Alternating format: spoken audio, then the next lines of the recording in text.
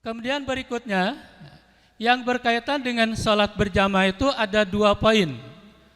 Pertama, dalam berjamaah, shaf perempuan berada di belakang shaf laki-laki. Sedangkan rinciannya tidak disebutkan di dalam kitab sholat berjamaah yang ada di HPT jilid 1. Yang kedua, menuntunkan bagi makmum masbuk mengikuti imam setelah takbiratul ihram dalam keadaan apapun. Tadi kasusnya, kalau imam berdiri, apakah ikut berdiri atau duduk kan itu? Jika ia menjumpai rukunya imam dengan sempurna, maka dihitung 1 rakaat. Paling tidak nomor 4 ini Bapak-bapak dipahami bahwa makmum masbuk itu apa Pak? Terlambat. Ukuran terlambat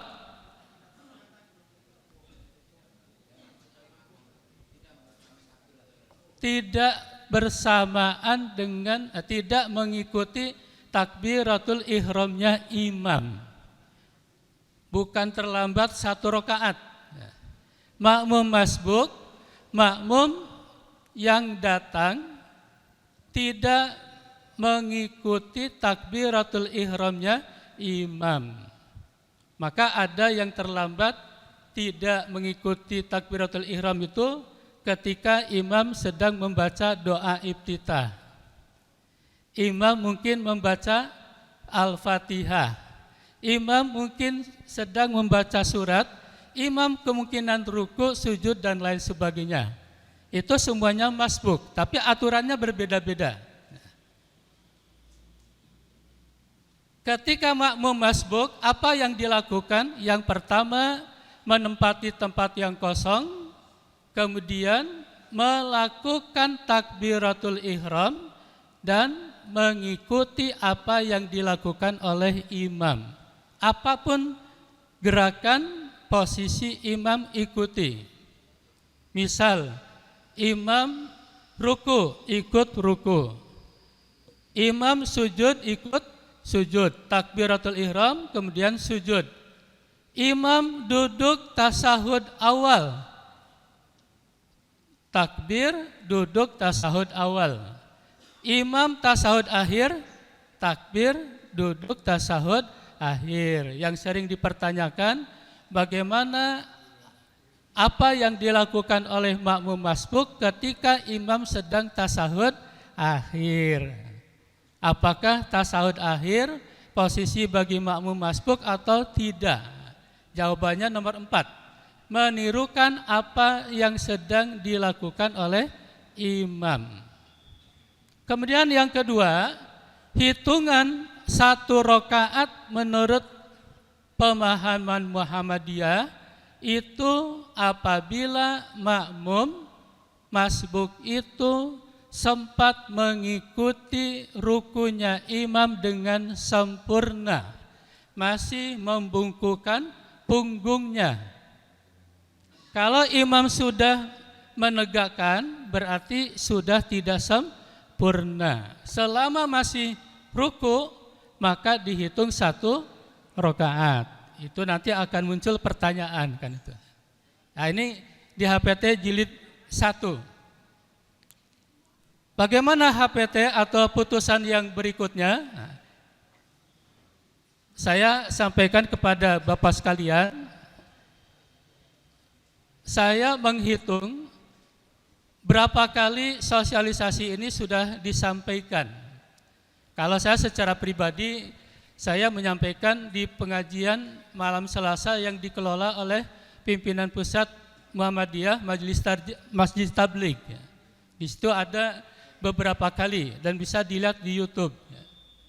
Kemudian di kota Yogyakarta ini sudah berulang kali. Kenapa saya sampaikan? Karena putusan ini belum ditanfidz dan belum dibukukan di dalam berita resmi Muhammadiyah. Maka bapak-bapak langsung menerima penjelasan ini, apa yang telah diputuskan di tahun 2018 dalam Munas Tarjih yang ke-30 di Makassar, yaitu yang berjudul tuntunan sholat berjamaah. Apa bedanya? Biar ini urut dulu. Di dalam tuntunan sholat berjamaah yang terakhir, yang nanti insya Allah akan ditanfidkan, sedang dalam proses, ada 5 yang disiapkan. Pertama, pengertian dan dasar hukum sholat berjamaah. Yang kedua, tentang imam dan makmum. Yang ketiga, tata cara pengaturan sholat berjamaah. Yang keempat, tata cara berjamaah. Dan yang kelima, beberapa permasalahan dalam sholat berjamaah. Meskipun permasalahan itu sudah banyak dan bisa kita lihat di buku Tanya Jawab Agama. Hanya yang dibahas di dalam Munas itu ada 3 atau 4, tidak semuanya. Dari 4 hal ini, mana yang perlu kita bahas? Karena sekarang sedang pelatihan imam, saya coba masuk kepada materi tentang imam. Tentang hukum salat berjamaah kita lewati, masuk kepada pengertian atau imam dan makmum.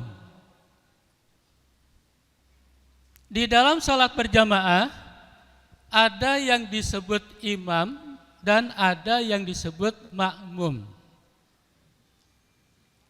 Imam dan makmum ini punya peranan. Kalau hanya imam yang tahu persis tentang bagaimana melakukan sholat, bagaimana mengatur shaf dalam sholat berjamaah, sementara makmum tidak tahu apa yang harus dimiliki pengetahuan oleh makmum ketika ada kekeliruan bagi imam.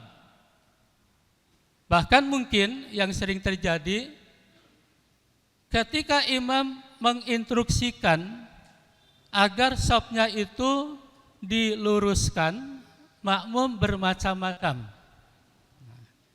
Berarti tidak cukup dalam salat berjamaah itu hanya imam. Makmum juga harus tahu. Misal kita ambil contoh, ini kan karena ini pelatihan ya. Monggo Pak, ada 5 orang di depan sini. Bebas.